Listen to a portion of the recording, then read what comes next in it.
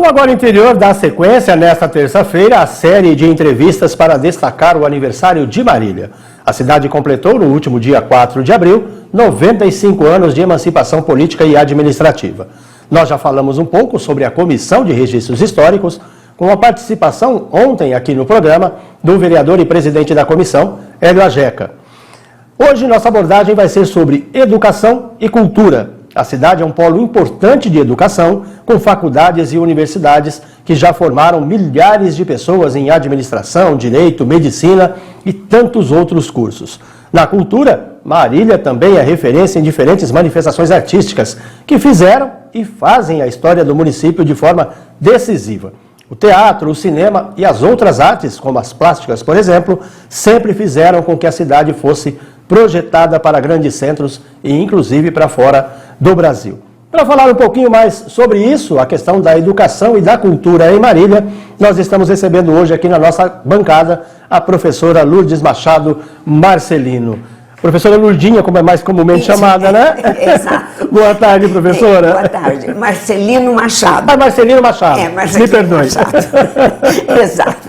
É um prazer estar aqui, poder falar com todos que nos assistem e talvez até pelo vídeo, rever muitos dos nossos companheiros de ofício, como eu costumava dizer. Né? Perfeito. A senhora tem uma carreira bastante extensa na área da educação. A senhora foi, inclusive, o cargo que hoje é da dirigente de ensino, que antigamente era delegada de ensino, também já foi ocupado pela senhora, né? Eu trabalhei cerca de 50 anos. Que maravilha! 50 anos. Entre o tempo de educação básica, né, junto à época delegacia de ensino, e depois na Unesp. E, na verdade, eu comecei no magistério em 64, na Fazenda São Luís. Olha só! Divisa de Marília com Veracruz, né? A escolinha ficava bem perto da cerca de arame. Olha, né? Que legal! Então, em 64, em 68 eu me efetivei na rede estadual. Em 64 era municipal, então? Não, era estadual. Era estado, mas não era efetivo ainda? Não, eram as escolas de emergência que a gente chamava. Escola de emergência. Chamava escolas de emergência, eram escolas multisseriadas, né? No caso da minha, era primeiro, segundo e terceiros anos, junto, então tudo aquela junto. Loucura, né? Eu havia lecionado português no ginásio São Bento e depois eu fui, por conta do concurso de aprovação, eu fui encaminhada na época era inspetor, não era supervisor, o inspetor seu Galete, e então deixei de lecionar português e fui para a zona rural. Olha que legal. Tem um fato que eu nunca me esqueço, né? Quer dizer, imagine eu lecionando português no curso ginasial e fui para uma escola de emergência que era praticamente um núcleo baiano. Sem experiência no magistério de alfabetização. Então, frequentemente, eu corrigia os alunos, né? Até que um garotinho do segundo ano, ele se chamava Geraldo, não me esqueço. Ele foi e disse assim: mas dona Lourdes, nós falamos assim porque nós é tudo baiano. Foi a minha grande lição de pedagogia. Olha só, na prática. Na prática. Quer dizer, eu era outra cultura. Sim. Vamos juntar, eu era outra cultura. Sim. E eles provavelmente estavam aqui por conta do trabalho, por conta das lavouras e tudo mais, né? Lavoura. Então, eu acho que aí já dá para a gente juntar um pouquinho essa questão da educação e a cultura, né? Porque, como você já citou, Marília tem uma vida cultural até bastante ativa. Sim. Nós somos interioranos, nós somos interioranos e nós temos uma vida bastante ativa. Mas os eventos culturais, né, a música, o teatro, o cinema, a pintura, são vamos dizer, uma parte das belas artes. É. Porque a cultura é mais expandida do que isso. Sim. Eu digo que a cultura é o nosso jeito de ser. Aham. Então, será que a gente consegue realmente verificar qual que é o nosso jeito de ser marilhense? A cultura do marilhense, né? A cultura Qual do que é a marilhense, cultura do marilhense, não é? né? O nosso R arrastado, Aham, a nossa porta. a nossa porta, o nosso né. O nosso, né? Verdade. Né? É muito né que a gente fala. Engolir quase a sílaba final, né? O S e o R. Nós no geral, nós pronunciamos mal. Sim. Vamos. Vamos. Não independe da pessoa ser, vamos dizer, mais intelectualizada, mais escolarizada. Academicamente falando, né? Exatamente. Ter aquela bagagem, pode ter N diplomas, mas, né? Mas o cotidiano, o coloquial que a gente chama, né? Vai fazer uma palestra, vai cuidar. Sim. Mas no coloquial, Dia a dia. como nós falamos, né? Não só Marília, Sim. não só Marília, Sim. mas para nós a nossa linguagem veio se fazendo assim. E também por que se fazendo assim? Aí nós já vamos para a história. Aí nós já vamos para a história. A nossa região, não só Marília, teve uma fortíssima influência dos imigrantes. Sim. Europeus, asiáticos, né? Século XIX. Quando a gente fala século XIX, às vezes a gente se espanta. Parece né? um pouquinho distante, mas não é tanto assim, né? Mas não é tanto assim, né? Século XX, nós, como município, nascemos no século XX, 1900 e pouco. Né? Então, hoje, o nosso ser marilhense é fruto desse, eu digo que é um caldo, né? Que vai se fazendo, sendo cozido em fogo lento, mas as coisas vão se interpenetrando. Os italianos, os espanhóis se integraram mais rapidamente, até por conta da própria língua. Sim. Não é? As línguas da mesma origem latina. Já os japoneses, na nossa região, a geração que veio do Japão, menos se integrou, mas manteve as suas tradições nas suas associações, nos seus grupos fechados. Exemplo disso é Nikkei, né? Os alemães no sul. Sim. Né? Então, línguas muito diferentes. Então, eu estava me lembrando, minha mãe, né, filha de espanhóis, aderiu à macarronada do domingo. Sim, essa é clássica, né? Domingo sem macarronada parece que não é domingo. Macarronada. Agora, a macarronada veio com os italianos. Sim. Né? Apesar da minha mãe ainda falecida, né? Minha mãe faleceu em 2010, mas ainda preservava o pucheiro, amiga, mas incorporou a macarronada, a polenta. Como hoje nós incorporamos o sushi, Sim. o sashimi. E nesse aspecto, Marília é muito rica do ponto de vista gastronômico. Que também vem a ser cultura, né? A cultura gastronômica, né? Você desbrava os países experimentando a sua culinária, né? Comida árabe, a comida japonesa. trouxeram a sua culinária. Sim. Então, hoje, nós temos em Marília aí uma grande diversidade de restaurantes, vamos dizer, temáticos. Sim, temáticos, né? Mas isto não é de hoje. Acontece que nós fomos trazendo, porque cada grupo étnico trouxe as suas tradições, né? Os seus costumes, a sua culinária, a dança das senhorinhas japonesas até hoje no Coisa Japan mais linda, Fest. é verdade.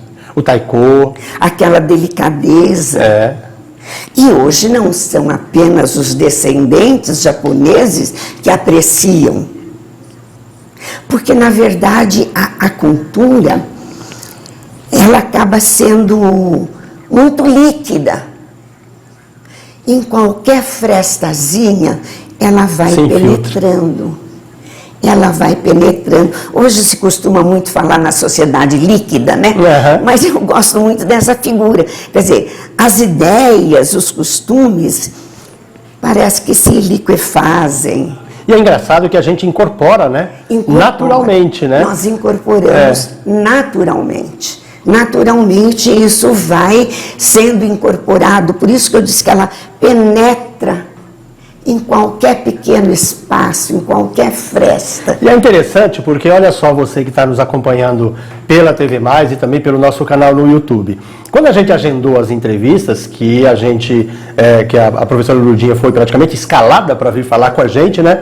Inicialmente a gente falou que ia abordar, eu precisava de um personagem para falar sobre cultura, né? Porque eu entendia e acreditava que Marília que o programa poderia trazer a bagagem cultural que a cidade desenvolveu ao longo desses 95 anos. Mas a gente percebe agora, conversando com a senhora, professora, né, quando a gente acabou adotando que falaríamos também de educação, por conta da sua bagagem, que educação e cultura se misturam, principalmente a partir desse ponto de vista da senhora, né, de considerar cultura a bagagem que a gente tem, independente do banco da escola ou da vivência. A união dessas duas coisas é que faz com que nós tenhamos a nossa cultura e, consequentemente, você acaba fazendo parte desse caldo que a senhora está falando agora, né?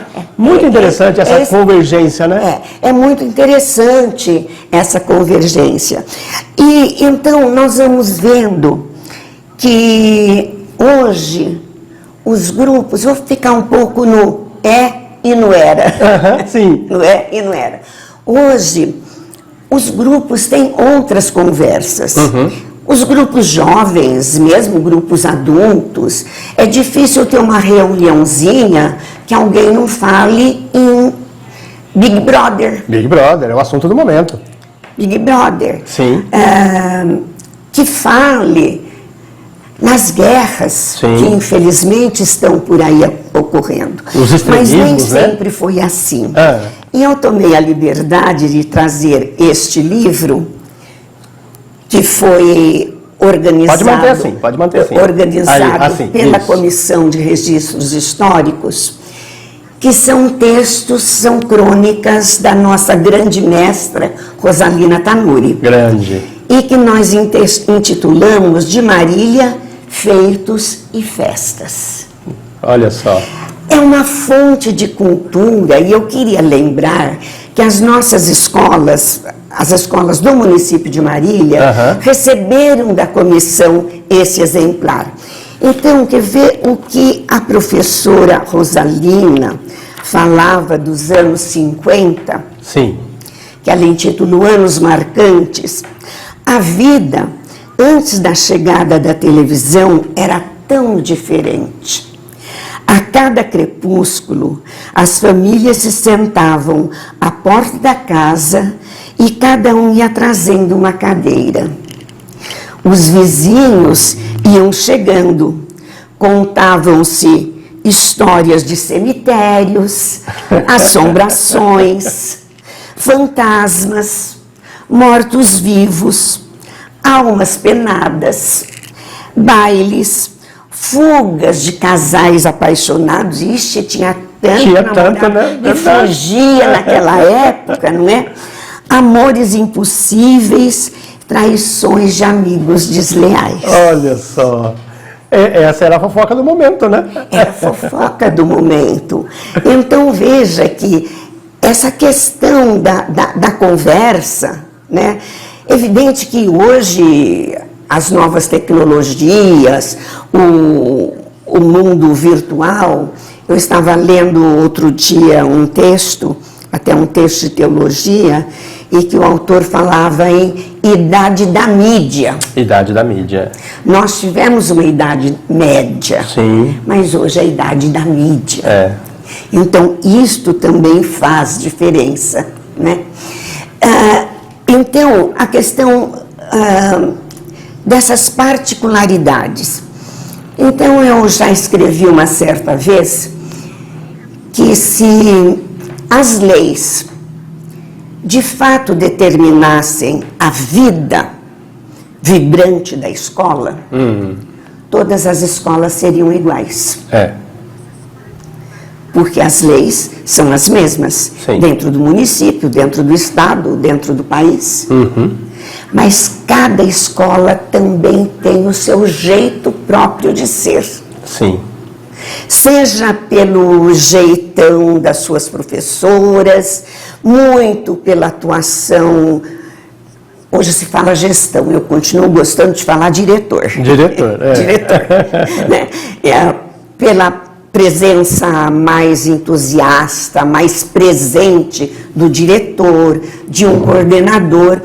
Então, quer dizer, que outros fatores penetram para que cada escola tenha, vamos dizer, a sua culturinha particular?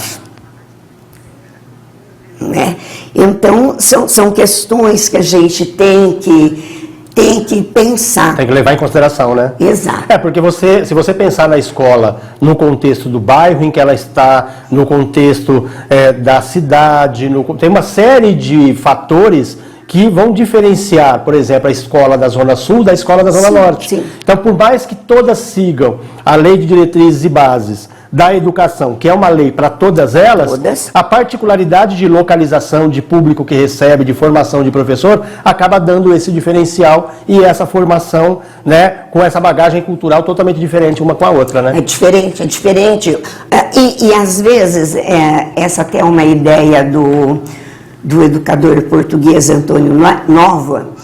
Ele diz que quando chegam professores mais jovens, professores novos numa escola, eles vêm às vezes cheios de ideias.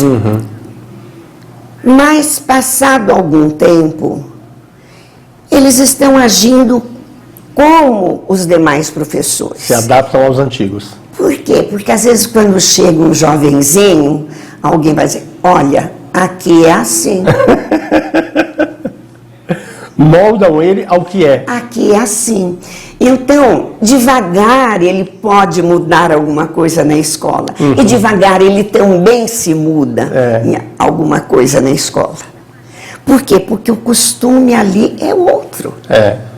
Né? Então, isso tudo é muito importante. Queria ver aqui ainda na Rosalina, ela falando nos anos 80, alguma coisa cultural que nós não falamos ainda. Vamos lá. A moda. A moda. Então, nesse artigo, Assim Era Marília nos anos 60, a professora Rosalina escreveu assim: a moda feminina estava com as linhas saco, chemisier, evasê, tubinho. Alguma coisa tá de novo, hein? Com os ombros nus, decote Marilyn. Olha só. Era a época da Marilyn. Porém, para as jovenzinhas, eram cinturinhas marcadinhas. A gente não chegava a ter 60 centímetros de cintura. Nossa. Não é? As chiquérrimas aconselhavam guardar as estolas de Vison na geladeira. Usar vestidos pretos com clipes brilhantes. Olha os brilhos novamente na moda. Pois né? E sutiãs de enchimento do Loren, que aumentava bem o busto. Olha que delícia o que a professora escreve. Meu irmão Camilo, quando viu um daqueles sutiãs, exclamou: coitados dos homens, como são enganados. Gente, são verdadeiras pérolas desse livro, né? Pérolas, porque a professora Rosalina é uma professora de história e historiadora. Muitas gerações em Marília passaram pelos seus bancos escolares. E como ela escrevia a história? Em algumas crônicas, ela se aproxima da escola, da história tradicional. Fala do personagem, conta o fato, né? Mas em outras, ela está fazendo uma história moderna, ouvindo a voz do povo, observando uma festa. Sim. Os livros de história tradicional não terão as coisas que as nossas crianças podem encontrar aqui. É um apelo para as escolas. É verdade, né? Reforçando apenas o que a professora já falou, este livro da professora Rosalina Tanuri está à disposição de todos os alunos da rede municipal, rede estadual também? Creio que sim, não tenho certeza, mas rede municipal é certeza, né? Então, para conhecer um pouquinho da história de Marília, conhecer um pouquinho, né, de como é que era Marília do passado, sob a ótica e a escrita fantástica da professora Rosalina Tanuri, é só procurar na biblioteca da escola ou na biblioteca municipal, né, o livro da professora Rosalina Tanuri, que você vai encontrar tudo isso aí à sua disposição. Então, por exemplo, sobre uma parte, né, da influência dos asiáticos, dos japoneses, ela vai escrever a história do karaokê. A história do karaokê. Do karaokê, que hoje está um pouco mais em baixa, né? Sim. Porque hoje são os meios eletrônicos, etc. Mas, naquela época, até na minha época, dos meus filhos adolescentes, toda reunião familiar acabava tendo karaokê. Tinha um karaokê. Tinha um karaokê. Desafinados ou mais afinados. Não é? Com a letra na ponta da língua ou não. Ou não, não é? Massacrando uma música em inglês, não é? Mas estava presente o karaokê. Aí, a gente voltando um pouco para a educação, a presença das universidades na nossa cidade, que começou lá bem atrás com a vinda da FAF, né? Foi a primeira vez que o ensino realmente superior chegou. Chegou a nós com a FAF lá na Vicente Ferreira, né? Olha só. Uma semente da Unesp, né? É uma história longa também. Numa outra oportunidade a senhora volta para contar isso. Então, e aí outras instituições foram se estabelecendo, houve uma ampliação. Da época, o colegial, né? Colegial. E isto também impactou a produção cultural na região. Porque nos primeiros tempos, longe das preocupações acadêmicas, menos livrarias, menos livros à disposição, então a professora vai contar qual era a fonte. Os almanaques. Os almanaques. Os almanaques. Então, ela vai escrever também sobre os almanaques. Deixa eu ver aqui, eu não marquei. Um dos meios mais populares de comunicação, através de nossa história, tem sido os almanaques das farmácias e laboratórios. De grande penetração, eles foram usados mais no passado do que são hoje em dia. Publicações editadas anualmente, os almanaques chegavam com as folhinhas nos sítios e fazendas mais Olha distantes. só, viralizaram ao seu jeito, né? Exatamente. O almanaque também viralizava. Pois é. Fisicamente. Fisicamente, né? Você ia lá comprar um medicamento, você ia lá, né, consultar o farmacêutico, receber qualquer tipo de orientação de saúde, saía com o almanaque debaixo do braço e assim ele se disseminava, né? E até a meninada saía atrás, né? As mulheres gostavam das receitas, das dicas de beleza. Os homens gostavam das anedotas, das piadas. Das piadas. E aí aquelas piadas eram cantadas, contadas o ano todo. O ano todo, né? Então, eu não sei, quando a gente fala assim, a gente corre o risco de um pouco de saudosismo. Sim. Hoje é tudo tão diferente. E é tão efêmero, né? Passa tão rápido, né? Efêmero. massificado.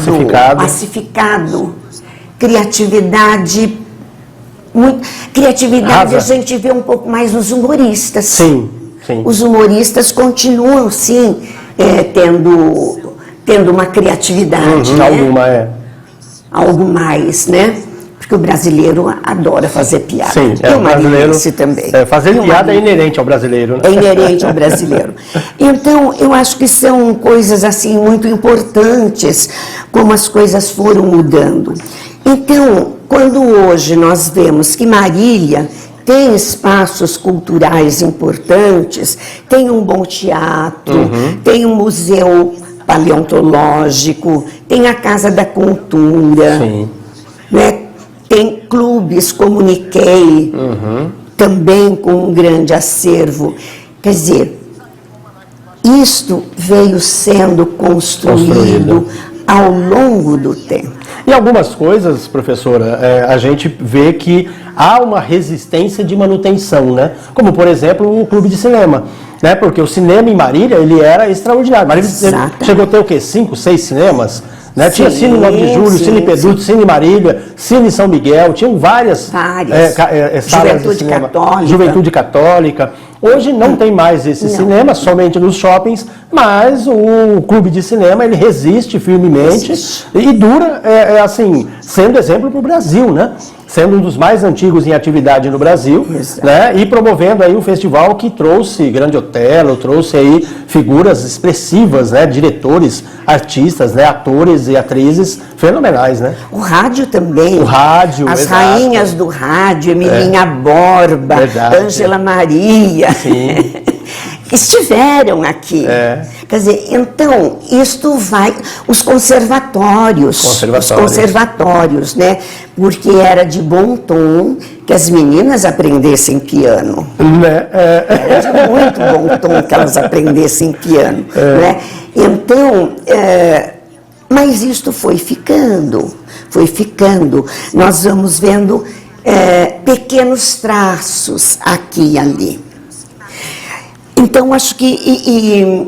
E a tradição, por exemplo, do artesanato que Marília tem até hoje. Então, nós temos grandes artistas que trabalham domesticamente. Vão para as feiras de vez em quando. Professora, infelizmente o nosso tempo está se esgotando. Eu quero agradecer aqui a audiência de quem estava nos acompanhando, está nos acompanhando através do YouTube, que é o Simval Freitas, a Adriana. Que delícia ouvir essas histórias. Obrigada, Lurdinha, por compartilhar essa vivência. A Adriana Forcato escreveu. E a Fátima Rosseto, parabéns, Lourdes Machado. Muita sabedoria e simpatia. Muito obrigada. Muito obrigada. Quase não falamos de educação. Eu acho que a gente perdeu ali, né? No meio, mas a gente vai voltar. Vai sim, com certeza, porque eu gostei muito dessa conversa, mas eu acho que a gente acabou fazendo com que a educação ficasse incorporada nesse aspecto cultural que a senhora falou, né? Mas a educação enquanto ensino, enquanto formação acadêmica, realmente, a gente deixou um pouquinho de segundo plano, mas a senhora vai voltar. A senhora vai voltar para falar um pouquinho mais e especificamente da educação. Então eu queria te agradecer a disponibilidade de vir participar do nosso programa, tá? Parabenizar pela sua atuação, pelo seu conhecimento junto à Comissão de Registros Históricos. A senhora, com certeza, engrandeceu muito o nosso programa nesta terça-feira. Eu que agradeço a oportunidade de estar aqui e fico à disposição.